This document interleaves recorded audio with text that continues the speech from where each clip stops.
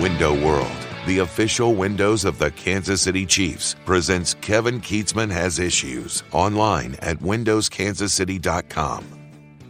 It's not very often you're going to hear me say that I'm pretty excited that the Chiefs didn't show up for their game, that they didn't have energy, that they brought absolutely nothing from the get-go.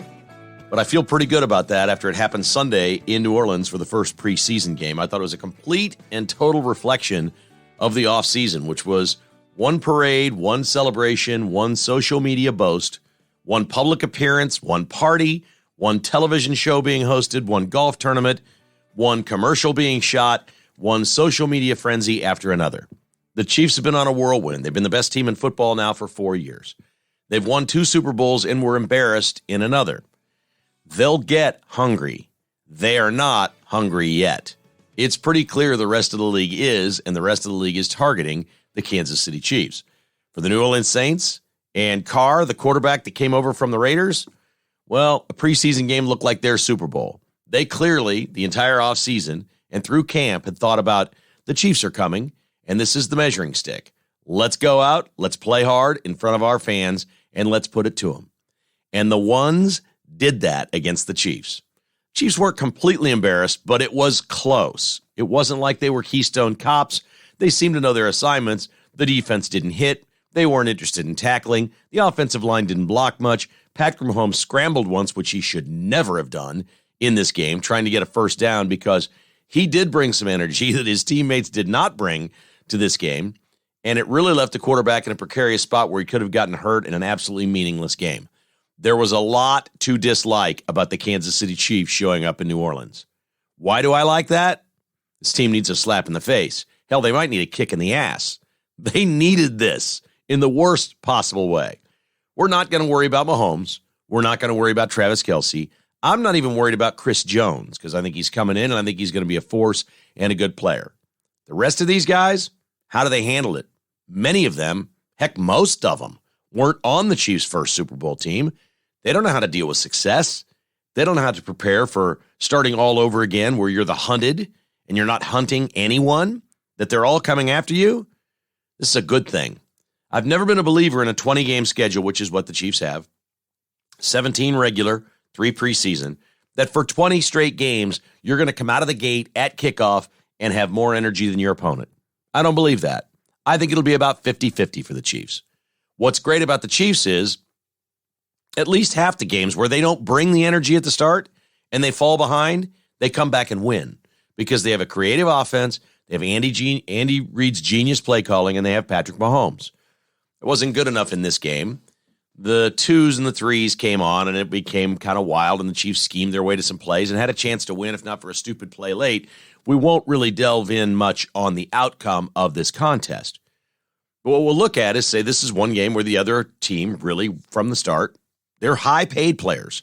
They're big-timers. They're stars. And every team in this league has really great players and really big stars. That doesn't mean they're as good as the Chiefs.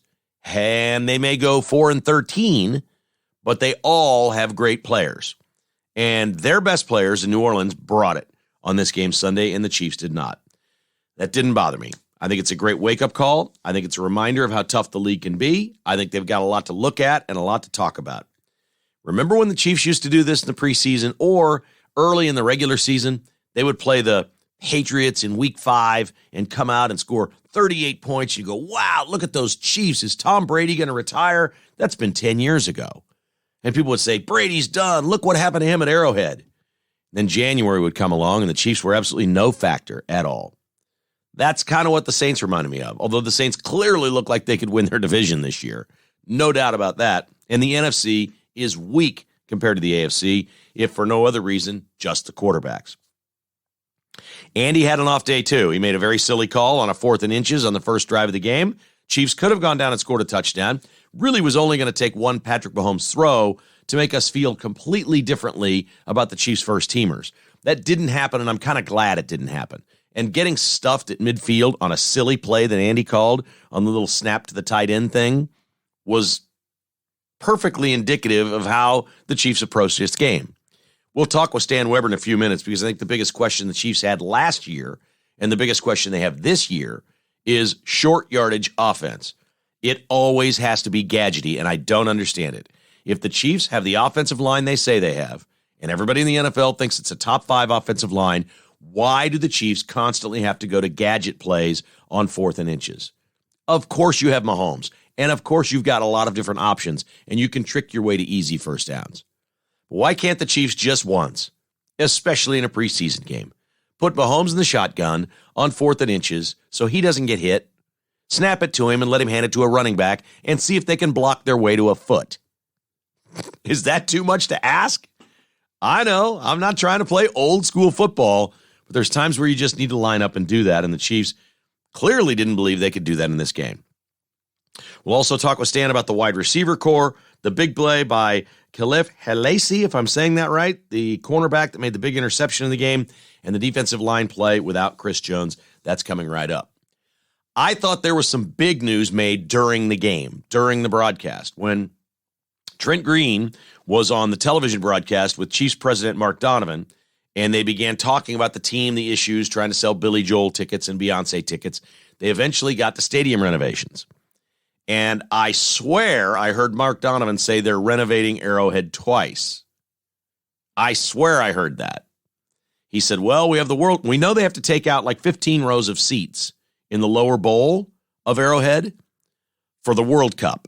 We know they have to do that. Nobody's ever said how that's getting paid for. Nobody has ever discussed how that's getting. Now, that's 3 years away, folks, and that's a small project compared to a complete stadium renovation, but it is a pretty big deal. Going in and carving out concrete and taking seats out and ripping stuff out so you can have a soccer tournament for fans coming from around the world that can't find Kansas City on a map is silly to me. It's un-Chiefs-like, it's un-Kansas City-like, it's un-NFL-like. I am not on board with the World Cup. I'm not, and here's why. Nobody's ever said who's paying for any of this. Nobody. We've not heard one word about it. We've watched the city council approve millions and millions of dollars of Kansas City, Missouri money now to the World Cup. Why? For what? This is political and business and social elites hosting their favorite little sport for the global elites to come in so the people in Kansas City can feel like they're as cool as people in New York and San Francisco. That's what this is. This is a silly play. Kansas City doesn't belong in the World Cup. We got in because we bought our way in. Make no mistake about it, other cities bigger and better than Kansas City for the World Cup said, no way. That is too much money. We are not doing that. That's a money loser. That's a loss. That's a bad thing for our city. Most cities in America, our size, certainly had no chance and said, no way we're doing this. But our city said yes, even though they won't tell us where the money's coming from. What I heard Mark Donovan say for the first time on the television broadcast on Sunday was, well, we have to renovate the stadium first for the World Cup, and then the lease runs through 2031, so we'll have to circle back and then renovate Arrowhead for football. I promise I heard him say they're going to renovate this twice. Here's the bait and switch. Here's what they always do. They're going to make this one vote. It's going to be one vote for hundreds of millions of your dollars and say, we're renovating Arrowhead because the lease expires in 2031. This is what they're going to say. It expires. And listen, I believe the Hunts are going to put a lot of their own money in. I have no doubt about that. They're not cheap. The Chiefs are not cheap. They're not the Royals. They're not cheap. They spent way more renovating Arrowhead before than the Royals did. And I believe Clark will put a lot of his money in because they have a lot of money. Then they have the best team and revenue streams like never before. They have a lot of money to put into Arrowhead. And it sounds like they want to renovate, not build new. And if that's their choice, they're going to put something on the ballot that really only says this is one issue on the ballot, and that is the Chiefs, Arrowhead Stadium, the lease expires in 7 years. We've got to do this. Pass this now to keep your Super Bowl winning team here, and they're going to use a big part of the money to bring soccer to Arrowhead Stadium that not one single freaking Chiefs fan wants. That's a grift. That's a ruse. I heard the man say it. We're going to have to renovate for soccer first and then renovate for football. Oh, and he said it'll be glorious. I can't even tell you how great. What in the world are they going to do to Arrowhead to renovate it that's going to turn it into a completely new stadium? I'm really curious what that's going to be. Aren't you? Here's the problem they've got. They could say they want to build a new stadium, but they've got a big problem on their hands. They've got the World Cup coming. They need money to do that. They need money to retrofit the stadium for soccer.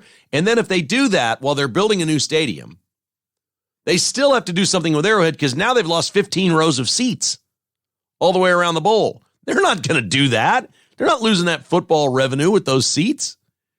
They want something instantly as soon as soccer is over to be ready to play football where they were missing seats. And they want your money to do it. And so this is not a good idea. The Chiefs have decided if we're going to do this, we'll just do it all as one Arrowhead renovation plan. We'll take whatever money we need to pull off the soccer. We'll use the rest of the money toward Arrowhead, and we'll just keep it all right here. When actually, truly building a new stadium is the right thing to do. Honest to goodness it is. If you're watching what's happening in Las Vegas, Los Angeles, what Tennessee is going to be doing in Nashville, if you're looking at these new stadiums, it is a new era in football stadiums. It just is. It's a new era. It's a new thing. I love Arrowhead. I like the outdoor stadium. I like all of that. It probably is the wrong business decision and the wrong decision for Kansas City to have great events and things here. Besides, they could build a really cool stadium that opens up and is outdoor. They could do that. There's a lot of things they could do other than renovate. But it sounded to me like, listening to Mark Donovan's words, that the Chiefs are stuck in renovation mode because we signed on for the World Cup. Can you even imagine? All right, we'll get on to football in a moment with Stan Weber, brought to you by 360documentsolutions.com. That is 360documentsolutions.com. For any great business like yours in Missouri, Kansas, or Oklahoma, they'd love to help you with your machines, your hardware, man. Copiers, printers, voice over IP, phone systems. They really bring the service at 360 Document Solutions. Many of you are with big companies. You know the big companies, the big business machine companies, the big X companies. They'll sell you some stuff, but then you don't know how to make it work. Sometimes you can't even figure out how to get, if something gets jammed and it locks up, who do you call? You don't know. You have to call somebody that didn't sell it to you, put you way behind on the list to come by and see. That's not 360. If you do 360, they are 360. Every single thing to do with the office machines that you have, they sell, they service, they stand by them, they save you money, they work with you to make you more efficient and more productive. I'm telling you, you will never meet anybody like Mark Lindquist. This guy is such a stickler for detail. Love that about him, and he loves that about doing it for your business. 360documentsolutions.com, 913-745-5344. Back Nine Development, Kansas City, Lawrence, Topeka, Manhattan. Oh, man, they're just building some beautiful properties around Kansas City with Back Nine Development. They've acquired some land near Lansing. They're going to be offering a little bit in a few months, some incredible 1 acre plus lots there that folks can build on. If you have a dream, or if you're wanting to get out of the city a little bit, if you're wanting to get some more open air and get away from the nonsense of our city, you might want to call TJ. He knows where the land is, he knows where the cool stuff is, and he loves the fresh air and open spaces. If you want to protect yourself, have a beautiful, safe home, maybe even build yourself a great gun safe or gun cabinet, Back Nine Development will work with you on anything you want to do with your home. Back9development.com. TJ Vilkanskis can be reached at 785-236-0161. It was my honor to have lunch with his entire team last week here in Kansas City. We went to Slaps Barbecue, met with, there's 5 or 6 of them, really nice folks. And these are absolute pros. You're going to love the work they do at back9development.com. Every single customer is so important, and you get personal attention. We love that about the sponsors of KKHI, and nobody delivers more than back9development.com. Call TJ at 785-236-0161. And the Finch Knife Company. Nothing says America more than the different series of knives they have at Finch Knife Co. Right now, they're featuring the Hatfields and the McCoys, the Flint series, and the Shiv. You want to see them all? They're online at FinchKnifeCo.com. They even do it with a little sense of humor. Every single pocket knife they ship comes with a Band-Aid. That's how sharp they are. It's 154-centimeter U.S. steel blades. Every single model is designed right here in Kansas City. Spencer and Steve are just incredible at what they do, and this is their act 2. This is their second business together. They've been up for about 4 or 5 years now they've been in business. They are now nationwide. Of course, you're global if you're selling online. They're in a lot of great stores here in the Kansas City area like Shields, the Bullet Hole, and Teague Tractor. Keep life from getting dull with a new Finch pocket knife. You deserve it, and maybe you're a collector. Get a case, get them all. Show them off. I would. They are that gorgeous. They are a fraction of the cost of their competitors. They really, truly are. FinchKnifeco.com. Keep life from getting dull. Life is never dull with Stan Weber, and he's going to be joining us all season long on KKHI. We're going to do it a little differently this year. He won't always be on Mondays after Chiefs games, and he won't always be on after games. Sometimes he'll be on before. We've heard from many of you that have emailed and said, we love hearing what Stan has to say he thinks is going to happen this week, depending on the college football schedule, the Chiefs game coming up, things like that. Nobody knows it better. Nobody is smarter at knowing what's going to happen in a football game and what a matchup looks like than Stan. So we're going to split it up a little more this year than last. It's going to be a hit and miss schedule. We will let you know when Stan Weber is on, because not hit and miss. He's going to be on every week. It's just some weeks it will be a preview and some it will be post. This particular week, Stan's going to be on twice. We're going to have him on right now to talk about what he saw with the Chiefs and Saints. Then we're going to have him on later in the week to talk about game 2 of the preseason before it happens and what he's going to be looking for. See there? We're going to mix and match with our man Stan Weber on KKHI. Hit it! The KK Has Issues conversation is presented by Roberts Robinson Chevrolet Buick GMC. Shop, click, drive at robertsrobinson.com. Well, it's just great to have Stan back, and it's great to have football back, and they're one in the same. Hello, Stan Weber. How are you, my friend? I'm doing great, Kevin. Good to talk to you and all the listeners on KK Has Issues. So it's been a little while. I assume you still have issues. You know, I do have issues. You know me well enough. We've all got issues, but I've certainly got mine. One issue I don't have is, this is the first time, this is a revelation in my marriage. You're going to love this, Stan. This is unbelievable. I actually got Jessica into the preseason this year. It is amazing. She's at the very beginning, when the first couple games came on, she was making fun of me. And by the end of the weekend, because the Chiefs played last, by the time Sunday at noon rolled around, she's ready. She wants to see the Chiefs play because she's been watching me watch all these other games. I can't believe she's into the preseason. This is awesome. Yes, the next level of interest comes when you win world championships, right? And you have celebrations. And remember how popular the Royals were? I had a lady in my office who we got along great, but she said she didn't like sports at all. I mean, that was fine. We got along fine. And then the Royals go to the World Series in 14 and start playing well. And she knew every batter from first all the way through the end and was very proud of it. And I go, wow, this is a community asset right here. These Royals playing great baseball. And the Chiefs are a national asset, maybe worldwide, right? I mean, they are the hottest thing. Patrick Mahomes, Travis Kelce, the Kansas City Chiefs. So I'm not surprised. And also, by the way, I'm going to give a little credit to this. It's nice watching a preseason game at noon on Sunday when NFL games should be played, Kevin. Yeah. You know, Thursday night at 9 o'clock in a West Coast game or something just doesn't seem like NFL football. So I'm going to say, Jessica, not surprised. You get excited, especially when there's a kickoff at noon on Sunday. You got to get revved up, man. That's when you're like Pavlov's dog. You're saying, time to go. She watched halftime and loved the Travis Kelce feature where he's mic'd up. She can't stop talking about it. She cannot stop talking about halftime of a Chiefs preseason game. But I digress. I have previously, since before you came on here, Stan, I said I was actually excited that the Chiefs were not ready to play. I thought it was reflective of their silly offseason, which is just fine with me because they've got plenty of time to get ready for the regular season. But a slap in the face or a kick in the rear or whatever that was for the ones yesterday was a welcome sight for me. You're not always going to be up more than your opponent. This was a perfect time to be flat and realize you're going to have to bring it. What did you take away from the way the ones played? Well, there definitely was a flatness about it and almost a lack of seriousness, I thought, to start. Like Clyde Edwards-Helaire, it was like a comeback show. Let's give him the ball the first few times and make everyone feel good about him coming back to the Superdome where he was so famous in that area in Baton Rouge in Louisiana, an LSU player. So you're saying, okay, like, what are we doing here? Are you getting ready for a trade opportunity later in preseason, or are you just rewarding him? And it just seemed like the Chiefs are in such a hot rhythm right now, they can mess with people. It's almost like, yeah, let's have a little message. Let's let Clyde Edwards-Helaire do some things to start off. So to me, it just didn't seem completely serious, but the team was definitely flat. and they weren't ready to play. And like you said, this could be a very good thing because we overreact to every opening day baseball game.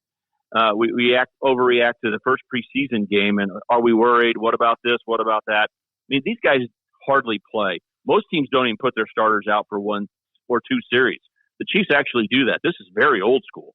This is like Marty Schottenheimer. Andy Reid actually let Patrick Mahomes go out on the field, and he scrambled one time, Kevin. Most coaches in the NFL are going, I never would let that happen. But you got to play football to get ready, and you got to be ready to be great. And the thing that you're focusing in on is that last statement I made, you got to be ready to be great. And I think this could be a great learning opportunity where Andy Reid can kind of go back, even that late interception where they threw a pass, it got intercepted. He could look at clock management. He could look at play calling. Everybody from himself through the offensive coordinator all the way through the roster can say that is not Chiefs football, and they can bounce back from it. But it was probably hard to erase all the fun they're having. I mean, these guys have just lived a charmed life with the Super Bowl ring ceremony, how much they're wanted to be around when you're a Kansas City Chiefs, and then obviously the Stars are just having so much fun.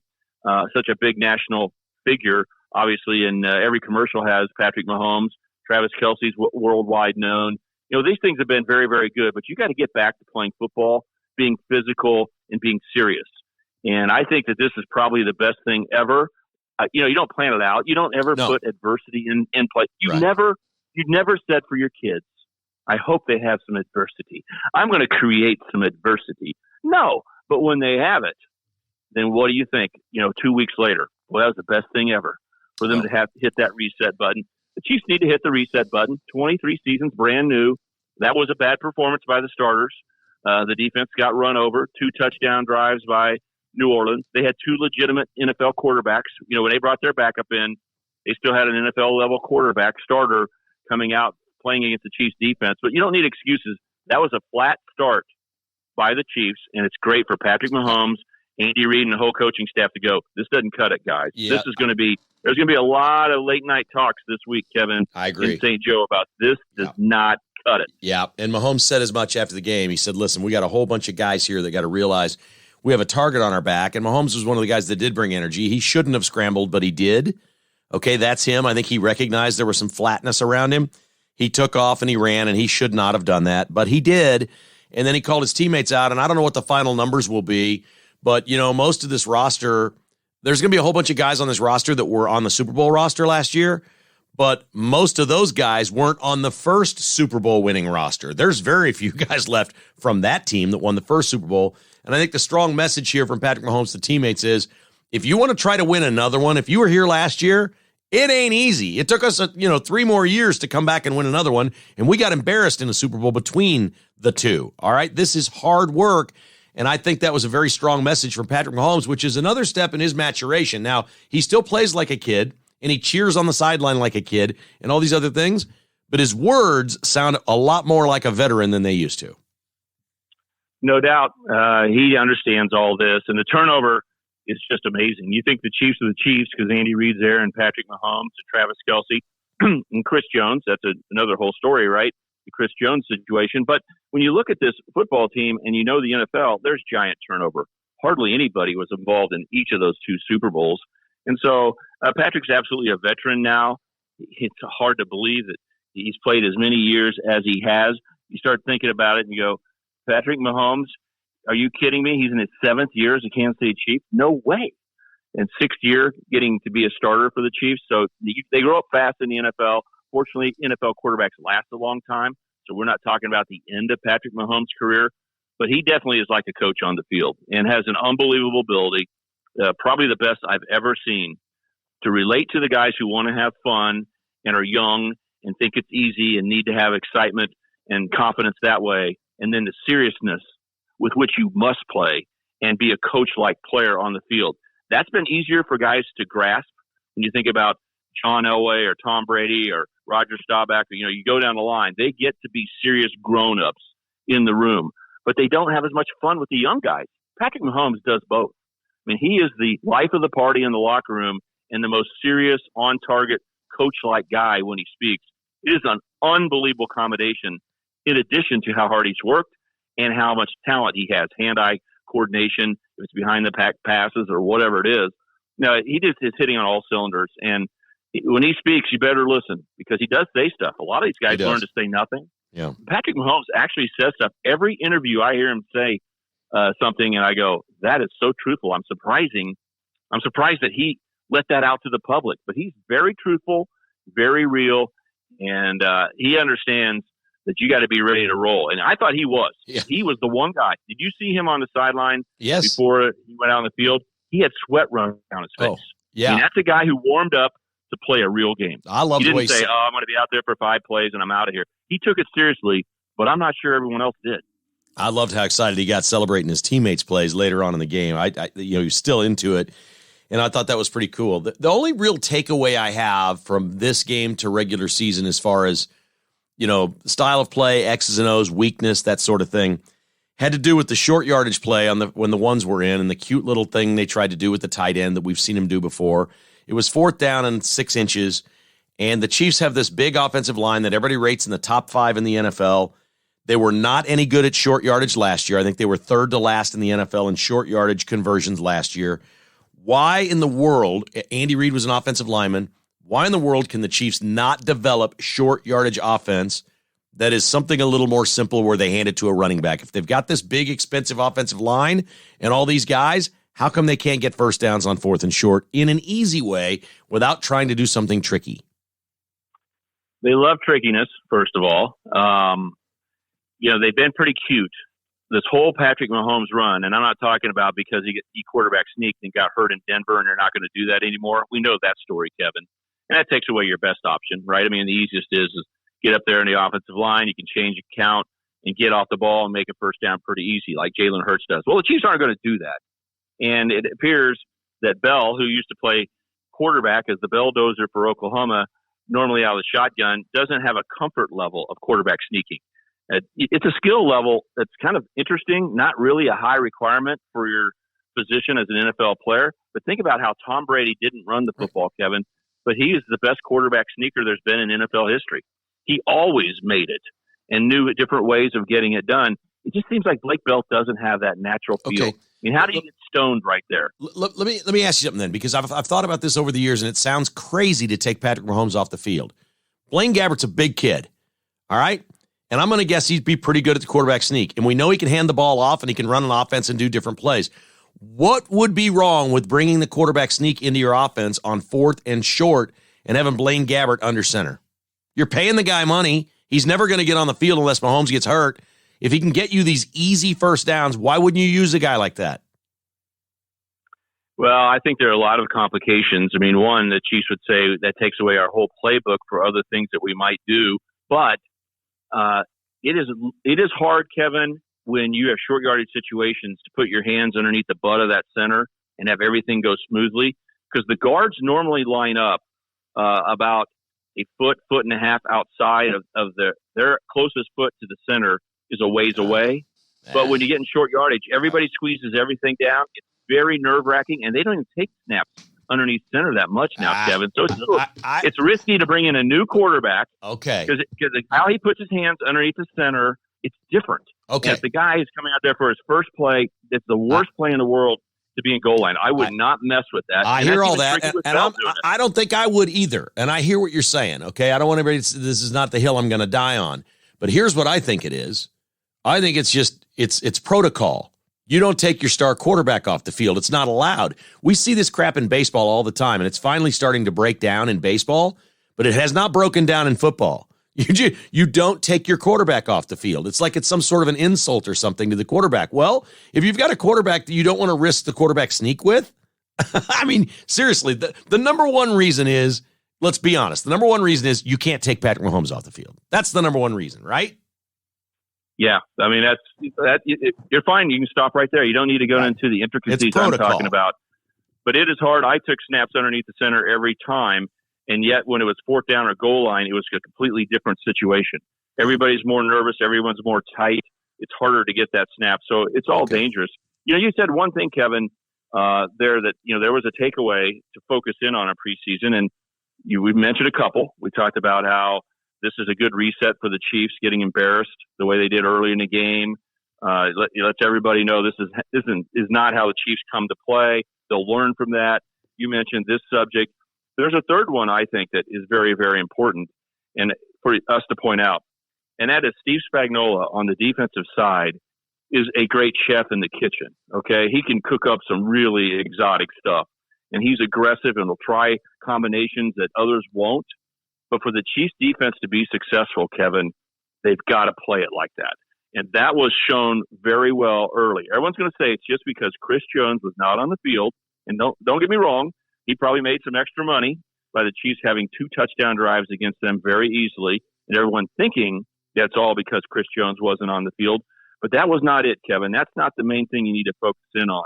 What you see right there is this Chiefs defense, if they play base defense, they can get run over. They're not that great. They look great and play with more confidence when they blitz and are exotic and come with all kinds of craziness. And you know what changed when the Chiefs started playing better? Is when Steve Spagnuolo started calling defense like it was a regular season game. I mean, the Chiefs were coming from everywhere. They did. And when they did that, the backups even look okay. But here's a point to take to the regular season. The Chiefs have not taken that step on defense to be an elite team. They're at the back end of elite teams on defense, Kevin. I know Bolton's better. There's a lot of places you can look and say the Chiefs have gotten better. But they still need some exotics and unbelievable creation from their defensive coordinator to keep teams off balance. That's part of football. I'm not cutting them down, but they are not so good. Don't get in your mind that the Chiefs defense is now so solid with all those young rookies that played last year, going to be better this year. All those things are fine, but they're not dominant yet unless Steve Spagnuolo makes unbelievable calls. So just watch early in the game. The game changed when Spagnuolo said, nope, I'm going to start sending some dudes. Yeah. And then they started blowing up the Saints. And to be fair, there's no worse assignment statistically than being the Chiefs defense. And here's why. If you're trying to stat out against other teams, your biggest problem is you play every great quarterback in the NFL. Your schedule's harder than anybody else's. You're in the AFC, and you have leads late, which means you're playing soft and giving up late touchdowns and a whole bunch of yards. The Chiefs have no chance of statting out well defensively. I've given up on that. But because we really even want them to, Stan. That's really not what they do. Their job is late in the game, protect the lead. If you're up 10 and you got to make the team use 3.5 minutes to go down and get a touchdown and pull within 3 with 48 seconds to go, you'll take that. That's a win for a defense. You made them use a bunch of clock. Don't give up the big play. The Chiefs' defensive assignments are unlike any other team in the league. Would you agree with that? No, I agree with that concept without a doubt. It's almost like arena football mentality. Get us a turnover here once in a while. Think about Bolton's scoop and score against the Eagles really being the difference in the game. Get a sack once in a while. Chris Jones or used to be Frank Clark. Get a sack. Get a blitz, get back there and get a sack. Get a sack once in a while. Sacks create punts. Get a turnover, little momentum change, bleed the clock late in the game, make them use a lot of time, throw underneath, all those kind of things. That's what the Chiefs defense needs to do to win as a team. There's no doubt about that. Right. But I think some people are starting to get a confidence level. I'm pointing out that, the Chiefs defense is Super Bowl level also. And they're just like that magical offense. They're not. They Kevin. Can't be. Go back. They won a Super Bowl last year in a year that 4 teams could have easily raised a flag as Super Bowl champions, and it wouldn't have been a fluke. Legitimate teams, and actually you could say 5 legitimate teams could have won the Super Bowl last year, and the Chiefs did. I'm not going to say they stole one, but they took advantage of a year where they were just like the rest of the group and won a championship. That is really cool. That's a compliment. Yes. That's what the New England Patriots did all the time. But because we celebrated so much and so long, and it's the second Super Bowl, and we feel so good about where Andy Reid is and Patrick Mahomes and all of that, I think Chiefs fans are starting to think this is easy. Like, we are so much better than everybody else. And I just want to point out, the defense needs Spagnuolo to be super aggressive and outsmart the opponent for them to function at a Super Bowl level. Yeah, I love it. I absolutely love it. All right, one last thing on the Chiefs here before we get into some college football and things going on there, Stan. Any takeaways from the wide receivers? A lot of people talking about Justin Ross. It was emotional for him to get out on the field. He hasn't played in 22 months or whatever after so many injuries. But I don't even know that he's going to make the team at this point. The wide receivers, not really that impressive of a group. We didn't see much really in this game. Do you have any takeaway on the wide receiver room? I think if they get to be where Patrick Mahomes knows where they're going to be on a reliable basis, I hate to cut those guys down because, but I think that you're going to see a lot of different receivers roll through here throughout Patrick Mahomes' career, and they're not all going to need to be Tyreek Hill. So I think they're very solid. The cuts are going to be hard. Like, do you keep 7? Do you keep 6? Who's going to be the 8th guy? There are a lot of guys who are very solid that showed just fine. Are all of them in a category, or any of them in a category that just scares an opponent? No. The Chiefs do not have guys right now that are going to scare the opponents. From MVS, the most reliable starter, if it's Sky Moore. But I thought Justin Watson, you can always count on him. Richie James showed some things. Justin Ross showed you that he has athletic ability. Heck, Powell looked like he might be able to play, and the list goes on and on and on. So the Chiefs have a good amount of depth at the wide receiver. Injuries will not be an issue at the wide receiver position this year, because I think they got plenty of guys and they become interchangeable. This is about Andy Reid drawing up plays. This is about Travis Kelce being dominant and always having double coverage coming his way, and Patrick Mahomes being unbelievably awesome. The receivers will function just fine. The Chiefs will score points, but I'm completely indifferent about which one's on the field. I mean, just give me Sky Moore one week, Justin Ross the next week, MVS. It just doesn't matter. Richie James, I thought the rookie is going to be fine from SMU. Always felt comfortable with what he can do as well. And he was out there. Rashee Rice, he was doing just fine. I think the receivers are going to be good, but not dominant. No one's going to get scared of the wide receivers. It's going to take Patrick Mahomes' magic to get them going. But I was not disappointed in the guys. I mean, the receivers didn't disappoint me out there. I'm not so sure that's not the best way to do it. And we saw that last year. When Tyreek Hill was here, he was great. But the 4 or 5 games a year where the other teams took Tyreek Hill out of the game, the Chiefs struggled at times. And I think having a multitude of options is maybe a really good thing for the Chiefs. But we'll see. I'm not completely sold on the entire room. We'll see if these guys can get on the same page. Stan, let's do a flyover of college football. It's going to start well before. It's starting this week, man. It's on. College football games are coming, and they're coming fast. We got them coming up this weekend. So the big offseason story was obviously realignment. The Big 12 was a winner. You and I may be the only 2 people in Kansas City media that were absolutely convinced that the Big 12 was never going away. I never saw any chance of Oklahoma and Texas ever going to the Pac-12. That never made any sense. So the fact that they went to the SEC, okay. College athletics matters more in the Midwest part of the country than it does on the Pacific Coast. That's clearly obvious now. That's reflected in television viewership, ticket sales, merchandise sales, every metric that there is around college football and basketball. The Midwest does better than the West Coast, even though there aren't as many people in some of these places. So I always felt like the answer was the Big 12 was going to be okay. They had a fabulous offseason. We've got 4 new schools coming in, 4 more next year. Now we've learned over the weekend that the ACC has voted, we don't know how they voted on Stanford and Cal to join the ACC, which is completely bizarre. But I guess if these conferences were all going to get bigger and you had to get bigger to stay afloat, ultimately you were going to have to go from 5 conferences to 4 at some point. What are your thoughts on the way this is all played out, and what do you think the future of college football is? You mentioned that you and I had spoken seriously about this, and all you got to do is think about, if you're a loyal listener to Kevin Kietzman and his Between the Lines show on Sports Radio 810 WHB, we were there on a Friday afternoon when people were reporting around the nation that there were hints, smoke in the air. So is there a fire that the Pac-12 is about ready to steal Oklahoma, Oklahoma State, Texas, and Texas Tech and go to the Pac-12? And the Big 12 was in big, big trouble. And this is already after teams like Missouri and Nebraska had moved on. This is in Colorado, A&M. This is the last blow.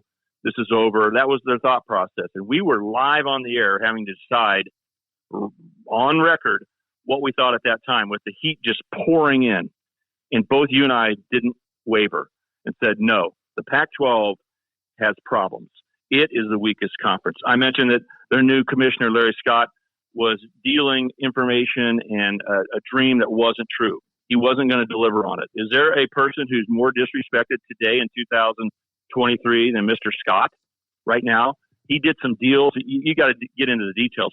12 has a giant debt that they took money from a television network that they weren't supposed to get, and they are supposed to be giving it back. They got a big liability that they've got to pay out of their conference. It's just a mess out there. But you and I, even back in 2011, whenever that was, we're sitting there talking Like, this is the way, if you have to make a choice, and we didn't necessarily want to make a choice. The Big 12 should be fine. The Pac-12 should be fine. Let's get to work. The ACC should be fine. Let's have nice conferences around the country, and let's get to work. But if you're going to start wanting to blow things up and move toward one of the conferences falling out, it should be the Pac-12. We've said it then, and we've said it all along. They do not care out there. They were about ready to sign a contract that was streaming only. No linear TV. It was streaming only, and it's basically, we'll pay you $20 million, later maybe moved up to 25, but you might make as much as 50 if you can get enough people to subscribe. Well, guess what? The presidents and chancellors knew there's no way the people in the West Coast are going to subscribe to a level to get them big money. They immediately, when they heard that final presentation, said, we got to get out of here. And they moved toward the Big 12 or the Big 10, first of all, Oregon and Washington. So things have really blown up. It's gotten crazy. I've always felt like the Big 12 had a good position in this mixture. Always felt that way, Kevin. And in the end, it really played out where we have passion about football. We have fans that go to games. We have high-level football and people who care about it. It's great television. We have a good time slot. We can start at 11 in the morning. We can start at 7 or 8 at night. We can fill the television network's needs for a long part of the day in the original, in the Big 12 we've been living with the last 5 or 6 years, right? We can do that. But you know what else we have that very few others have? We have a passion about basketball. Big Monday on ESPN is a feature item on the television calendar each basketball season. In the Big 12, no matter where they go, the gyms are going to be rocking and people care. I think the Big 10 and the Big 12 are the only two conferences, Kevin, that have that both care about football in a giant way. That's what matters the most for money, and basketball, which helps our television requirements. And we become a valued asset. And it all played out that way. I feel very good about where the Big 12 is right now. I wish no conference had to blow up, but if there was one that was weak, it has always been the Pac-12, and they have fallen apart. What's interesting and what's brewing now is the ACC has a contract that certain teams are not happy with, and their rights have been tied down, grant of rights, a legal situation. The lawyers do a good job of saying that your games, your home games, are owned by the ACC as far as getting money for that product from television networks or streamers, that kind of thing. That goes through the 35 football season, Kevin. And the ACC is not getting paid that much money. They're worried about being passed up by the Big 12. And so you got some loudmouth teams like Florida State saying, we want out of this conference. Their lawyers are looking through every document, trying to find in the fine print somewhere that they can break away and get out of the conference. So the ACC is trying to decide what they're going to do. And ESPN is their partner. ESPN owns half of the ACC network. They're the ones who kept thinking, hey, could you add a little Pac-12 juice to our television network? They're the ones who keep saying, hey, ACC, why don't you look west? So if you want to understand why would the ACC want Stanford and Cal, it's because ESPN says, hey, let's get some more product and bring it in for our television network. And will they pay the ACC more or not? Well, they control that. But the ACC they want to blow up right now. And if they do, if that's the next step, Kevin, I don't know how it will happen, but North Carolina is a perfect team to go to the Big 10. They care about academics. Maybe they bring Duke along with them. Florida State, Clemson, Miami, those are the football schools that don't care about basketball as much. They're wanting out, and they all hope, well, we're going to get invited to the SEC. Well, Kevin, they may not get invited to the SEC. You know, South Carolina wants no part of Clemson in their state in the SEC. Florida wants no part of Florida State in the SEC. So what will the SEC do? If they don't take these schools and they're able to blow the ACC up anytime in the next 10 years or so, those teams are going to be looking to get in the Big 12 as well. So the Big 12 is in a position in a very good spot, Kevin. I wouldn't be surprised if we end up with 20 teams here. You know, Big 10 already has 18. I wouldn't be surprised if these teams continue to grow to 20. And unfortunately, there are winners and losers right now. In the losers category are Oregon State and Washington State at the highest level, and Cal's at another level of risk, slightly better than the first two. And Stanford thinks of themselves kind of as an independent school. They'll probably make do and either become a Notre Dame or find a conference. But this thing has all sorted out. The explosions that started occurring sometime during the 2000s, right, have continued to go. And I don't know what you think, Kevin. Here's my statement. I feel better next year, not this season, but next year, I feel better about the Big 12 the competition level, the security that's there for the future than I did when Oklahoma and Texas were part of our conference. Sure. Yes. That seems so illogical. Yeah. But I feel about the conference. It's going to be great parity. Think about the competition in football and basketball. Parity like the NFL. It's going to be great. Yes, it's a lot of parity. It's going to be so good. And I don't know what the future is and what it holds, whether we go to 20-team leagues and things of that nature. Probably because everybody wants to get bigger, but it's a wild time. We're only about 10 or 11 days away from football, buddy. That's all I know. We got real games coming, and we're going to talk with you again later this week. We'll preview the Chiefs this weekend. We'll see what happens the next few days in camp, and we'll chat later in the week, and we'll focus in a little bit more on what to look for in the Chiefs in their last couple of games, Stan. I'm so excited to have you back, man, and I know we're going to be moving around a little bit this year, different days of the week and stuff. So we had a lot of people email us and say they want to hear your thoughts on upcoming games, not just the ones we just saw. So we're gonna move you around like a utility guy, but you are not a utility guy. You're our franchise player. I want you to know that. Well, thanks, Kevin. It's always a joy to talk to you about anything and everything, but especially when you add my favorite sports and football and bring it together with what about those Kansas City Chiefs that are international subject, and we get to talk about them. So thanks for having me. Keep up the great work. An honor to talk to all the listeners out there. Hope everybody's ready for school. Have a good time. Be a great American, and let's get ready for some football. Thanks for having me, Kevin. Just remind everybody and myself what days you want me, and I'll be there to talk. Thank you, buddy. Appreciate it. We'll talk to you later in the week. Thanks, Kevin. All right, he is Stan Weber. He is the best. He is absolutely the best football analyst you will find anywhere, anytime, and we love having Stan on, and we will check with him a little bit later in the week. We'll preview the Chiefs' next game coming up. It is all brought to you by our friends at Fry Orthodontics. Did you see Dr. Jeremy's television commercials yesterday during the Chiefs game?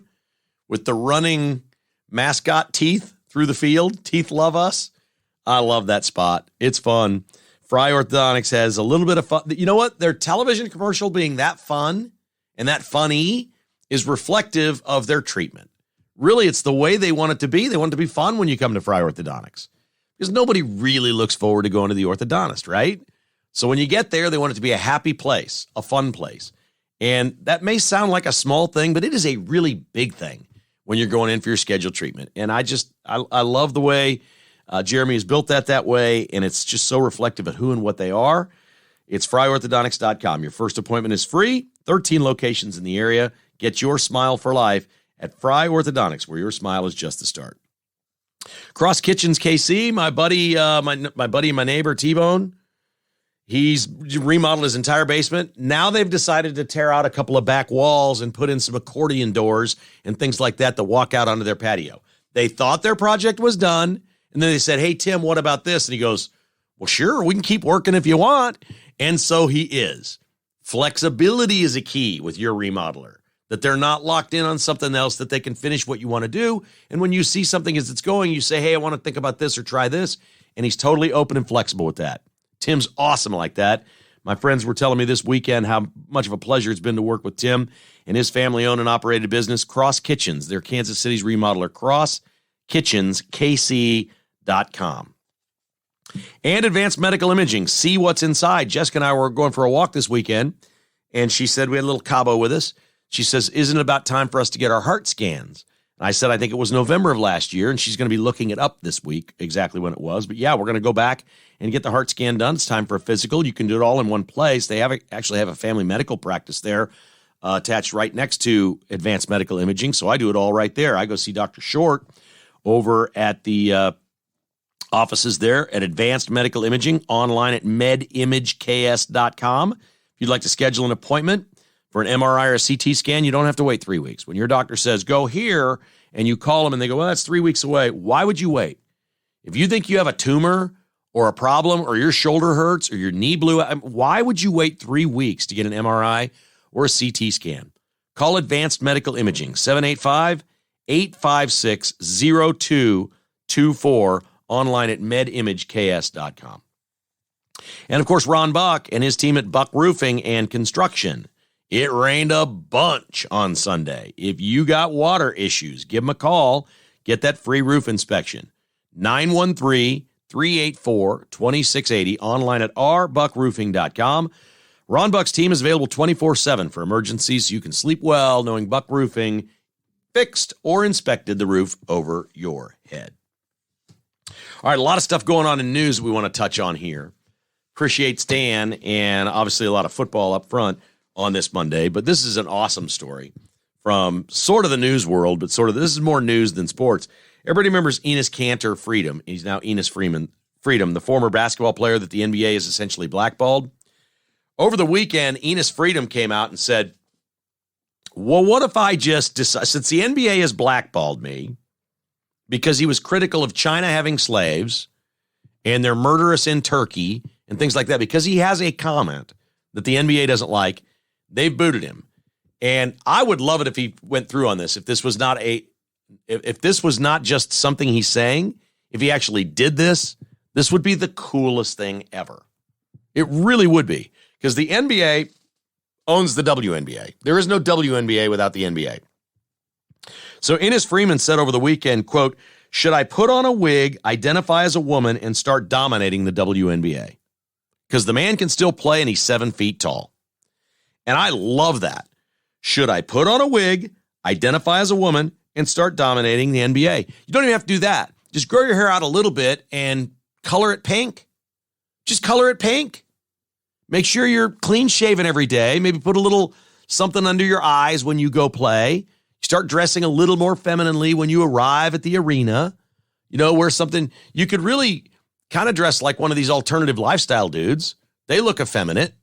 That's fine. Just dress like that. You've seen them, like those little yellow shorts that we used to wear like in the 70s that are really tight, the ball huggers, those really yellow things. And then you could wear like a rainbow tank top and just come to the arena like that with earrings on. Yes, that's easy. Enos Freedom, please do this for all of us. Please do this. Because if he did and he said identify as a woman, if he just said it, really all you got to do is say it. Nobody really knows. Nobody knows what kind of junk you got. Nobody knows about your genitals anymore. It's just identity, right? Gender identity. Identify who you want. Let's call them on this. And then if the NBA does not, no team allows you to play in the WNBA, now we got a hell of a story. Here's a man that's identifying as a woman and the WNBA won't have him.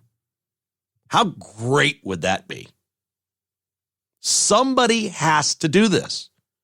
Somebody has to call them out. I hope Enos Freedom actually tries this. I think he could make a powerful statement in this country and offer up real change if he did it and demonstrate the absolute silliness and zaniness of this transgender in sports thing. I would give anything for Enos Freedom to actually do this. Come on, Enos, go do it. In Hawaii, the governor is blaming global warming on the fires that have destroyed Maui. $6 billion worth. That's low. I'm going to tell you right now, $6 billion is low. We've got about 90 dead and 1,000 people missing, if you can believe that, from these wildfires in Hawaii. This was not climate change or global warming. There was a hurricane hundreds of miles away, and they knew high winds were coming. A Lahaina couple who lost their home, sounds like maybe they're either lawyers or really smart or well-to-do, has filed a class action lawsuit against the power company in Hawaii, saying that the power company is to blame here. That when the high winds came and the fire started, they never reduced the juice in the power lines, that they were full power when 70-mile-an-hour winds were coming, and their assertion is this would not have been as bad as it was if a wildfire came down. The power lines that broke were fully juiced and started more fires. And then more lines broke, and they were fully juiced, and they started fires.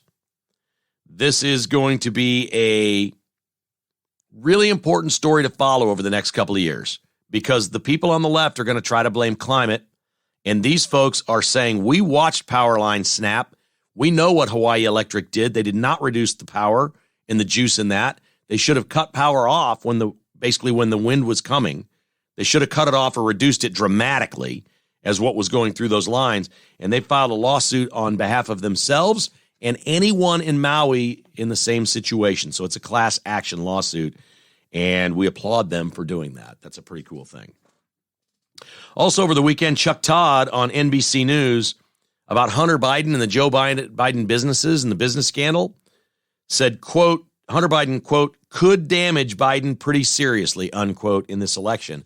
The Democrats are starting to say things that they never say.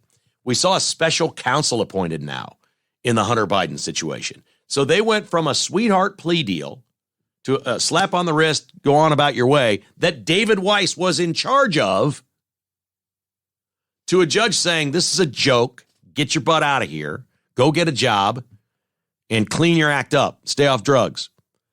And now what? Now they've appointed a special counsel, which is a joke, because the special counsel is the guy that was more than willing to just give him a slap on the wrist. But they feel like they're forced to. It's also going to provide some immunity and give them, I guess, authority over the House of Representatives. So this will provide a little bit of immunity or shelter for Hunter Biden and Joe Biden as the Republicans are coming after him. And that's all this is. The special counsel after Hunter Biden isn't going to do anything. They just did this to protect themselves from the House of Representatives. That's it. Because the Republicans were coming after him. So there's a scam going on there, but there's clearly people looking at this saying, on the left, we think Joe Biden won because he was going to restore calm and no controversy and scandal to the White House. And if that's gone, what's the difference between Biden and Trump? If they're both, quote unquote, scandalous, there's no reason to vote one way or another in the middle for one of these candidates. Well, the difference is the Trump scandals are made up. The Biden scandal is real. That's just honest to God, the truth. That's not even me being a partisan here. It's just the truth. They just make stuff up about Trump and have forever and ever and ever. And none of it's true. And none of it happened. And they just keep doing it. And yet we have hundreds of millions of dollars of favors and inducement and influence peddling scandal between Joe and Hunter Biden that is real, that everybody on the left just wants to treat like is nothing. That it's no big deal at all. Crazy world we live in. It's going to be a fun week of podcasts. It's great to have you here. It's fun to have football to talk about, no doubt. If you're looking for new TVs this football season, B-Stock is the place to go. bstock.net in Olathe. Chris sent me an email, said they've got a selection of B-grade TVs. B-grade means these are dirt cheap, like giveaway. They're not like A-grade. They come out of the box, they're new, but they had something happen, and maybe there's a couple of pixels out in the upper right-hand corner or something. So they will sell B-grade TVs. They almost give them away. They're like, we could just about give these away. So they're perfect for a guest room, your kids, a dorm room, or an outdoor TV, because you're not spending hardly any money on it. If it only lasts 5 years, it only lasts 5 years. B-grade TVs are a great way to get a television that's rarely used or is used outdoors or in a place that's not that important, and you barely pay anything. They got a bunch of them right now at bstock.net, 14680 South Flaming Road. And my friend, Dr. Bill Bush, he had an infomercial on channel. I was up early Saturday morning. I was up early and I was watching the news to see if it was going to rain or whether we could go to the pool on Saturday. And it was weird. The news ended at it was channel 41. And I think the news at this hour ended at 7:50. I'm like, 7:50? They'll say, we'll see you back at the again. Actually, it was 6:50, I think. 6:50 or 7:50. I don't remember which. They said, we'll see you at the top of the hour. They were going to go 10 minutes without news. I'm like, this is a long commercial break. No, it was like an infomercial for Dr. Bill Bush, and it was so awesome and well done. And he talked about his practice and how they do dental procedures for babies that are having trouble with teething and nursing and things of that nature. There's so many things that Dr. Bush was talking about that he does that I've never spoken about on this podcast. He really is amazing. It's no wonder he's an award-winning dentist. They do everything. I mean, it was really interesting and informational to see this. And it was probably 8 minutes long. And it was very well done. And he was interviewed on there, and they showed different testimonials from patients and stuff. This guy really is at the forefront of dentistry in Kansas City. He is Kansas City's best dentist. I have no doubt that this is the place to go in Kansas City. And he's a great conservative. He's one of us. He's the dentist to the Chiefs. Why isn't he your dentist? Call North Kansas City Dental at 816-471-2911. That's 816-471-2911. Online at nkcdental.com. Again, really looking forward to this week of podcasts. We got a lot more pro football games coming up this weekend in the NFL preseason, and then college football. I think Navy and Notre Dame play a week from Saturday. We got all kinds of good stuff coming in. It's on. And I think you can probably tell I'm pretty darn excited about it right here at Kevin Keatsman Has Issues.